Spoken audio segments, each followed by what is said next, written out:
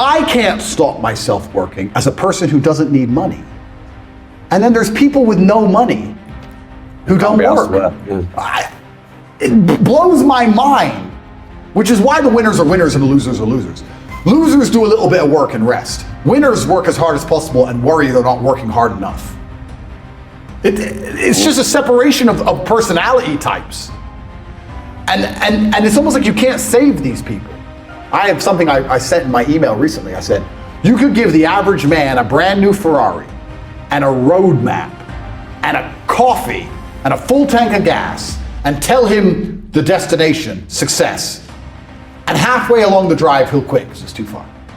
No matter how well you set it up for people, they'll quit. As people come to me often, the question I get asked most is, Andrew, I lack motivation. You have 10 years left to save your bloodline from eternal slavery, and you lack motivation? You are born to lose, sir. You are a loser.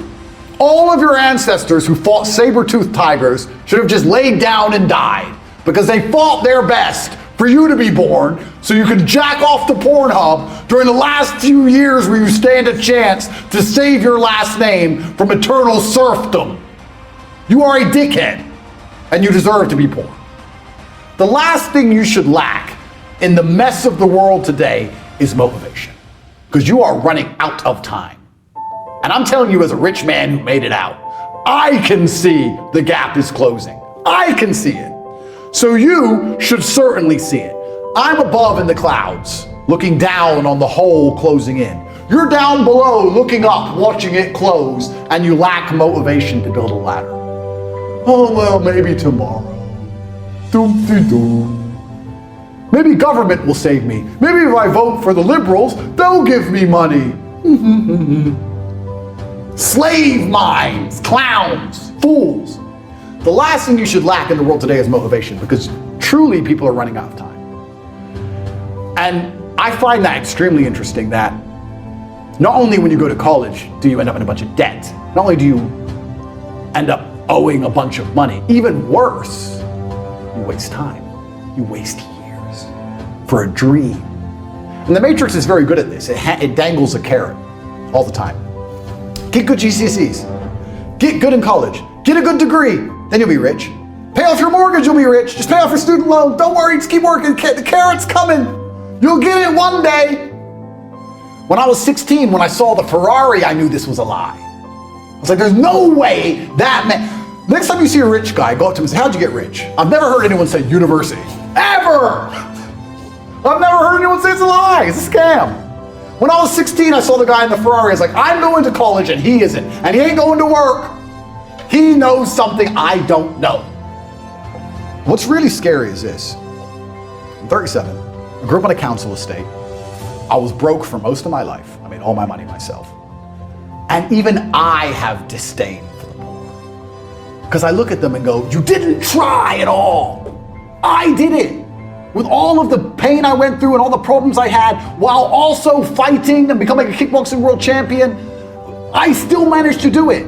You started at a higher bracket than me. You started from a middle income home. Your dad you had food. I didn't have food and I was a world champion. How did you fail so massively? And I look at them and just think of them as, you're an idiot. And if I feel that, imagine how the elites look at us. Imagine you're born into a lineage, a bloodline that have been in charge of the banks forever. Imagine how you view poor people. You think you give a shit whether they live or die? I'm talking about someone who's only been rich for 10 years. And when someone comes and complains to me about being broke, I'm like, oh, you're a dummy, you didn't even try. So imagine you were born filthy rich and your family's always been rich. And you're told about how your family's always controlled everything because you're smarter than everybody else. Imagine how much disdain the elites truly have for the common man. And I'm talking as a common man who made a little bit of money. Then you start to understand how this world's really working. I'm not afraid of feeling bad. I'm not afraid of anxiety. I'm not afraid of panic. This is one of the things I think a lot of men out there struggle with, is they're so worried and afraid of bad feelings. And to me, that's just showing that you've had an easy life. Like, there's real people out here who are trying to kill you. There's people out here who put a knife in your neck. You're scared of what? Feeling sad? Who cares? Like, there's real problems. What are you worried about feeling sad for? Who gives a shit? I could feel sad for the rest of my life, and I guarantee, one, nobody would know, and two, I would be monumentally successful regardless. So why are we even talking about it?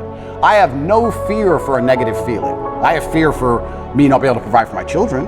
I have fear for people who rely on me not being provided for and cared for. But I don't have a single, I don't wake up and go, I'm worried if I might feel sad today. Who cares? Who cares? I can be happy or sad on the same day. Nobody notices and the same things get done. The exact same amount of work gets done. Nothing changes. I believe that emotional energy is a lot like a bucket of water. You have all this emotional energy, right? You have a bucket of water. And then you have a bunch of different holes you can pour it down. So I believe if you wake up one day and you feel particularly depressed, you don't feel depressed. You just have a lot of emotional energy that day. Some days you don't have that much emotional energy and life's pretty calm. But some days you wake up and you have this big bucket of water. And the superpower is deciding which emotion you're going to put it in. Not to not feel the energy, but to decide which emotion you're going to put it in. And I think that's my superpower. I don't have the superpower of being able to stop myself feeling things. Yeah. I have the superpower of being able to choose how I use that energy and what I decide to feel. And then if you want to be hyper successful as a person, you have to be very careful to avoid the happy hole. Because happy is what everyone thinks they would choose. If you had this emotional energy and could choose any emotion, you'd choose happy. But if you choose happy, you don't get much done. What do you choose?